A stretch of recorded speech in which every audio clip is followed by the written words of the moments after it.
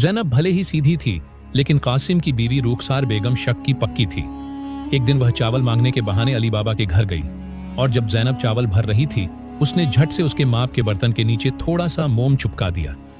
जब बर्तन वापस गया तो उसने देखा कि एक सोने का सिक्का चिपका हुआ है।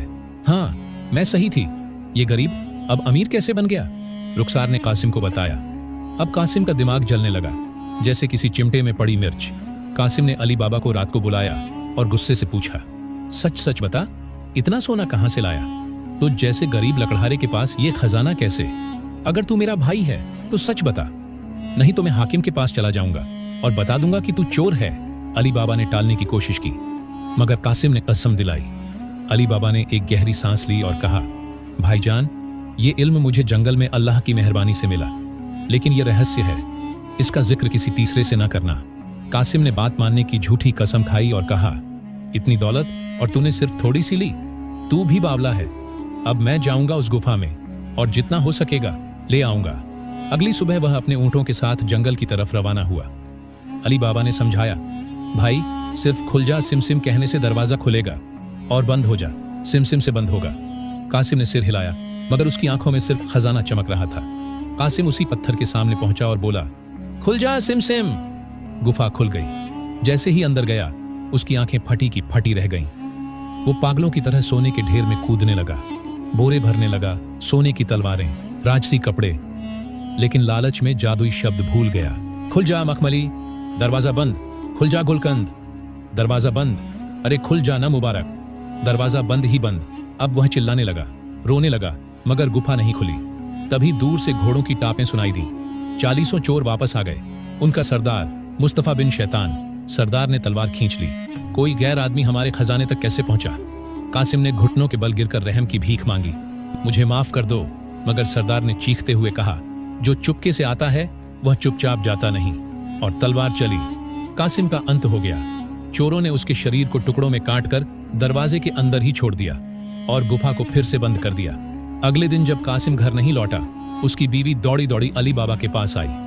मेरे शौहर को तलाश करो, वो जंगल गया था और अब तक लौटा नहीं। अली बाबा समझ गया कि कुछ गड़बड़ है। वह रात के वक्त जंगल की ओर गया। वही पासवर्ड बोला, खुल जा सिमसिम। अंदर घुसा और जो देखा, उसकी रूह कांप गई। कासिम का शव टुकड़ों में बंटा हुआ पड़ा था। अली बाबा किसी तरह कासिम के टुकड़ों को एक बोरे में भरकर घर लाया। अब समस्या थी, ये दुनिया को कैसे बताएं कि कासिम की मौत कैसे हुई।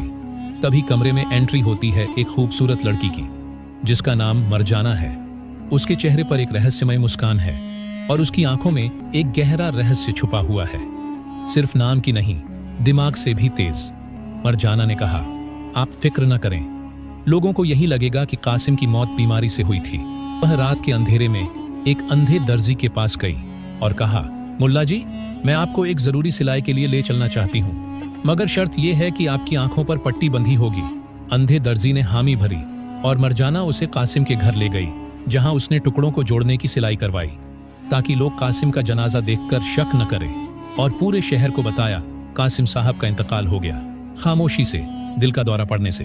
जनाजा निकला, सबने दुआ पढ़ी, लेकिन किसी को असलियत पता न चली। जब चोर अगली बार गुफा में लौटे, उन्होंने देखा कासिम की लाश गायब थी। सरदार चीखा, अल्लाह की कसम, कोई और भी हमारी गुफा तक पहुंच चुका है। कासिम अकेला नहीं था। अब चोरों की आंखें जलने लगीं। हर किसी के मन में खून उतर आया। सरदार ने कहा, अब वक्त आ गया है कि हम शहर में घुसें और उसे ढूंढ निकालें। सरदार ने अपने सबसे चालाक चोर को भेजा, गधा बेचने वाले की तरह वेश में, जो शहर में घूमे और खुफिया बातें सुने। वो चोर बाजार बाजार जाकर पूछता, कासिम नाम का कोई अमीर मर गया क्या हाल ही में? आखिर उसे पता चला, हाँ, उसके घर में बड़ी खामोशी है, जनाजा हुआ था चुपचाप। अब वह चोर रात को उस घर तक पहुंचा। दीवारें गिनी, दरवाजे देखे और सुपारी से दरवाजे पर एक निशान बना गया। लेकिन उस चोर की किस्मत खराब थी। मरजाना जाग रही थी, उसकी आंखें बाज जैसी तेज। उसने देखा कोई चुपचाप घर के दरवाजे पर निशान बना रहा है। उसने सोचा, कुछ तो गड़बड़ है।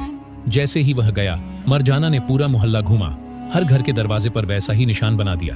अगले दिन 40 चोर रात में शहर पहुंचे। सरदार ने कहा, जिस घर पर निशान होगा उसी को जलाना है। मगर हैरानी, हर तीसरे घर पर वही निशान। सरदार चिल्लाया, अरे ये कौन सी जादूगरी है? अब उन्हें समझ आ गया, हमारी चालाकी को किसी और ने मात दे दी है। सरदार ने गधा बेचने वाले चोर का सिर धड़ से अलग कर दिया। अब सरदार ने दूसरा चोर भेजा और कहा, इस बार घर की गिनती करके आना। वह गया, देखा, दरवाजे गिने, घर का नक्शा याद किया। फिर 40 चोरों ने एक नई चाल चली। तेल के बड़े बड़े 40 मटके लिए, हर मटके में एक चोर छुपा बैठा। सिर्फ एक मटके में असली तेल था और सरदार बना तेल का व्यापारी। वह अली बाबा के घर गया और कहा, या हजरत, सफर से आया हूं, कुछ देर आपके हाथे में घड़े रख दूं क्या? अली बाबा अल्लाह के नाम पर मेहमान नवाजी से मना कैसे करता। उसने कहा, जरूर जरूर, बिस्मिल्लाह।